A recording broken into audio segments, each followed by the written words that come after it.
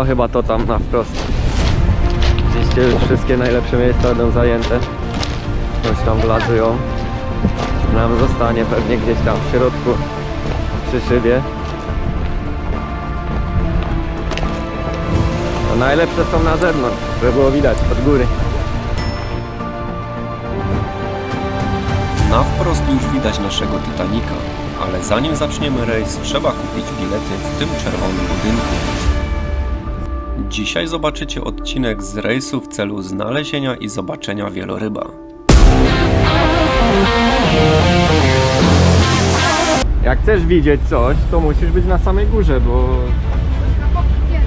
nie ma kapoków, Sylwia. No gdzie kapoki? Nie ma kapoków. Po lewej widzicie całe Akureyri z wcześniejszego odcinka. Ciekawe, czy zobaczymy dzisiaj wieloryby jakieś. Mówią, że szanse są pół na pół. Albo widać, albo nie widać. Zobaczymy. W razie wieje zimno. Rejs trwa 3 godziny. 3,5 godziny do 4. Zależy, czy zobaczymy, czy nie zobaczymy. Czy zobaczymy, czy nie zobaczymy wieloryby. Kobitka odsumowuje. Kobitka. Przyznam się, że pierwszy raz widzę, żeby tak duży statek odsumowywała kobieta. Natomiast nie znam się na tym, więc nie wiem, czy to normalne, czy raczej rzadko spotykane.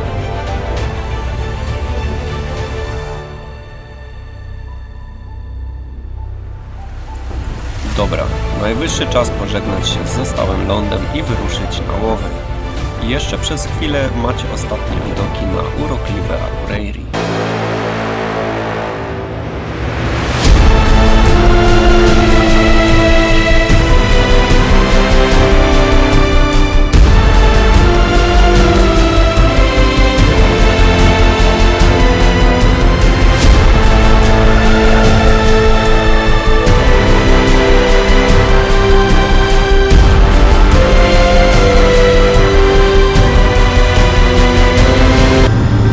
Zobaczyć, co jest na statku.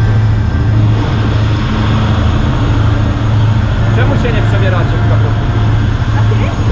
A, ja mam swój. Wyruszyliśmy na dobre, więc mamy chwilę na pogawędkę. Cały statek jest podzielony na kilka poziomów udostępnionych turystom.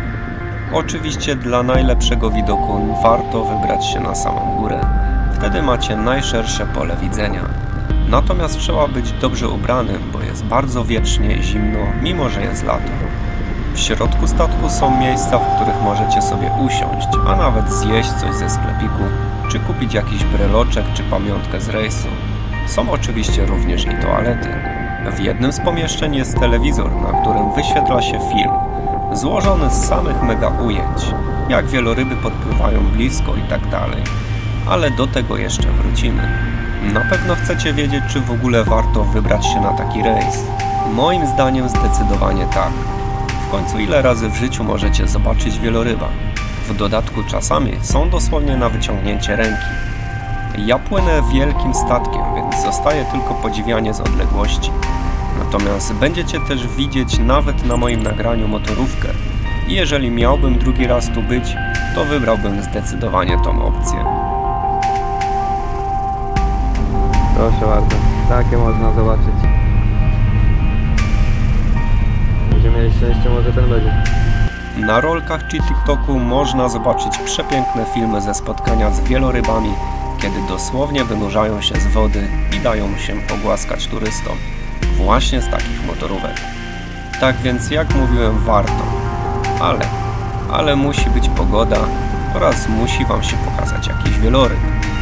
Teraz zobaczycie sobie na ekranie na statku, jak reklamują ten rejs i porównacie to sobie później z tym, co zobaczycie u mnie.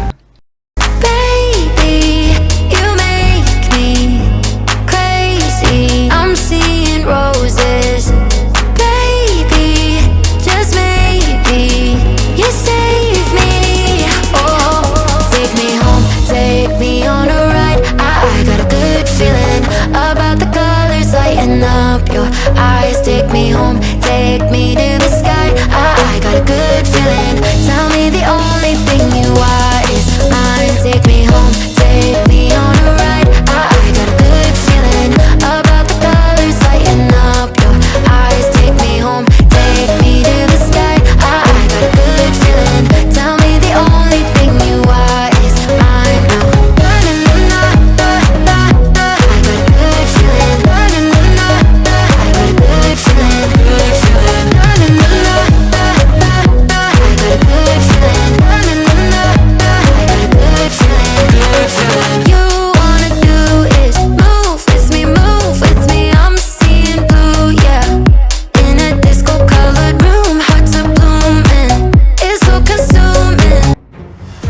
Wrócę teraz do wcześniejszego tematu o samym rejsie. A więc przewodnik mówił nam, że niekoniecznie ten rejs musi zakończyć się zobaczeniem wieloryba. Wiecie, rejsy w ciągu dnia odbywają się co ileś godzin, a one albo są w pobliżu, albo nie. No i dochodzi jeszcze do tego, że czasem nabierają przed bardzo długim zanurzeniem powietrza i wtedy już nie ma co ich dalej szukać. Są i takie rejsy, kiedy niestety 2-godzinna wyprawa kończy się samym rejsem i zobaczeniem mewy czy innego ptaka. Podobno dobrze jest, jak chociaż ktoś zobaczy kawałek płetwy wieloryba, czy kawałek delfina. Dalej. To jest ten naturalny. To jest to jezioro, które było widać.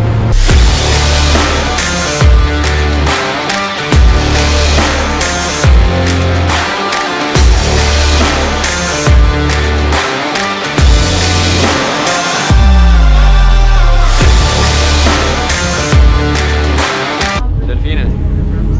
There's more of them also further in the distance than real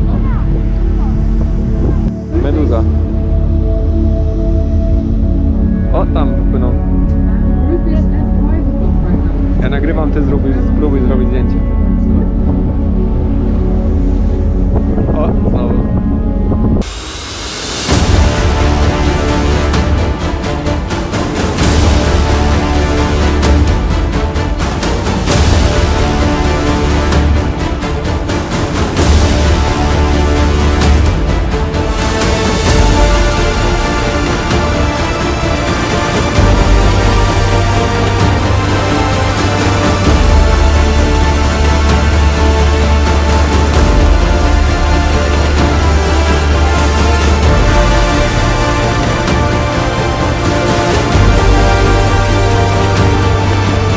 I jak? Podobały się delfiniki?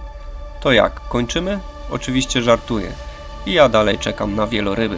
To już 2. godzina rejsu, a dalej nic nie widać. Powiedziano nam, że jak do 30 minut się nie pokażą, to musimy wracać.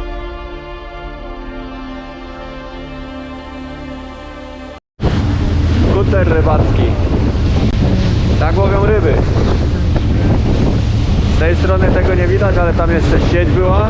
Normalnie ją wciągali. Pełno mew wokół. Na razie wielorybów nie widać, ale już zaczyna tak bujać, że już trzeba normalnie się trzymać czegoś, bo można już bulić człowieka. Ale to nie wiatr. Ale bujają. Dalej nic nie widać, natomiast kobitka mówi, że te łodzie się zatrzymały w miejscu, gdzie wczoraj były widziane te wieloryby. No i że stoją, więc prawdopodobnie coś oglądają, ale niestety nie są pewni. Więc podpływamy bliżej i będziemy patrzeć. Niestety dalej wielorybów nie ma, tam jest latarnia, widać. Ale zobaczcie, jak ładnie spływa z tych lodowców, tych gór. Wszędzie woda, patrz. Z każdego tak spływa, pyk, pyk, pyk, pyk, pyk. Pani już wyszła na ster, czy jak to nazwać, na gołębie gniazdo, tak? Czy coś w tym stylu. Więc coś już jest albo zdenerwowana, że już nie będzie, albo coś kombinuje, ale chyba nic z tego nie będzie, bo widzę, że się rozgląda na każdą stronę. A te łódki, co wcześniej były, to też tak samo chyba nic. No niestety, no to już było nam mówione przed wycieczką, że szanse są 50/50 na zobaczenie wielorybów. W jeden dzień są, w inny dzień nie są. Wczoraj były, dzisiaj może nie być, jeszcze nie wiadomo, bo jeszcze płyniemy. Koszt takiej wycieczki to jest około 90 euro za osobę. No i niestety, no jak się ich nie zobaczy, no to nie ma zwrotu ani nic. No trudno, no wypłynęło się i tyle.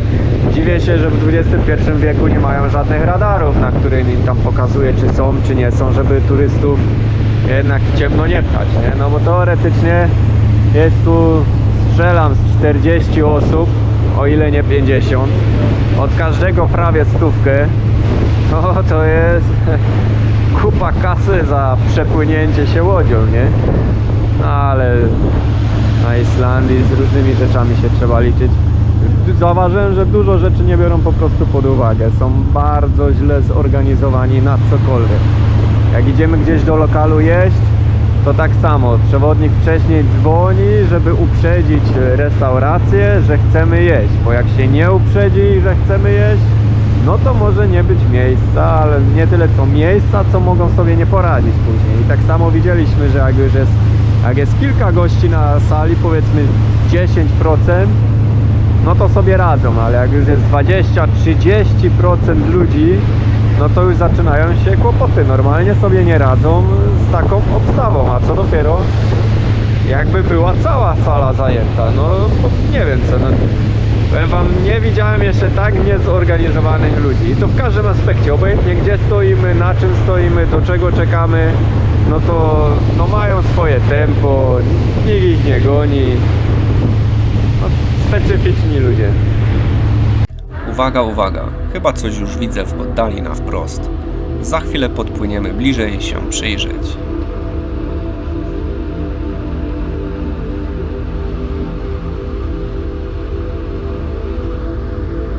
Tam. Ja, tam. No, tak dosłownie na ten statek płynie.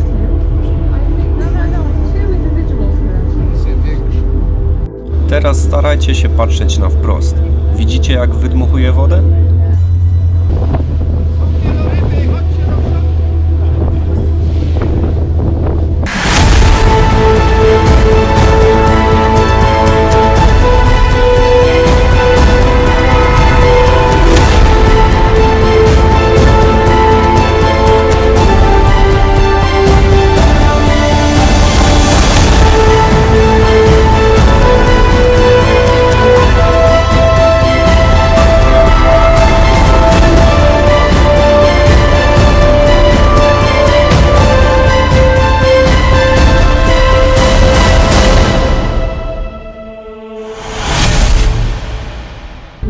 Tu jest.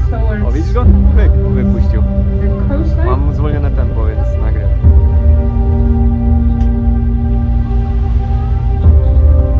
To jest ostatnia szansa, już wraca teraz. Pyk. Patrz, taki wielki.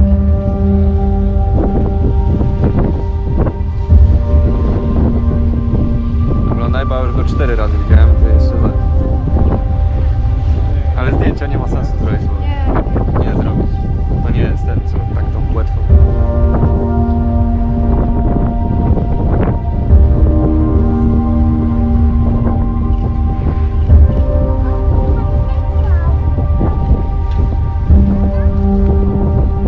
Możesz puścić zdjęcie ewentualnie.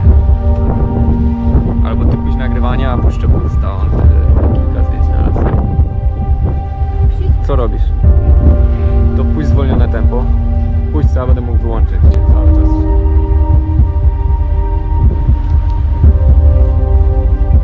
Dobra, zrobiło mi zdjęcie. I idzie wszystko.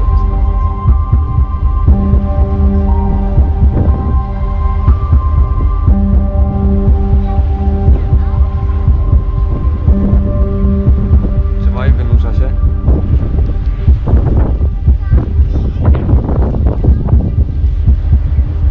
Trzymaj.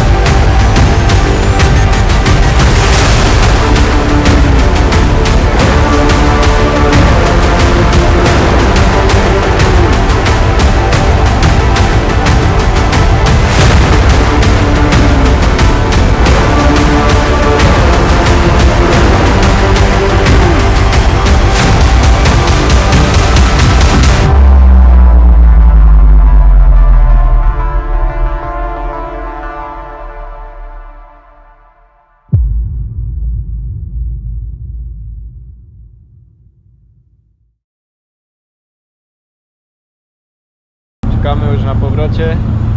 Udało nam się zobaczyć, tak? Tak. Udało nam się zobaczyć, ale tylko troszkę. Uważam ten rejs za udany, chociaż daleko mu do tego, co podobno można tu zobaczyć.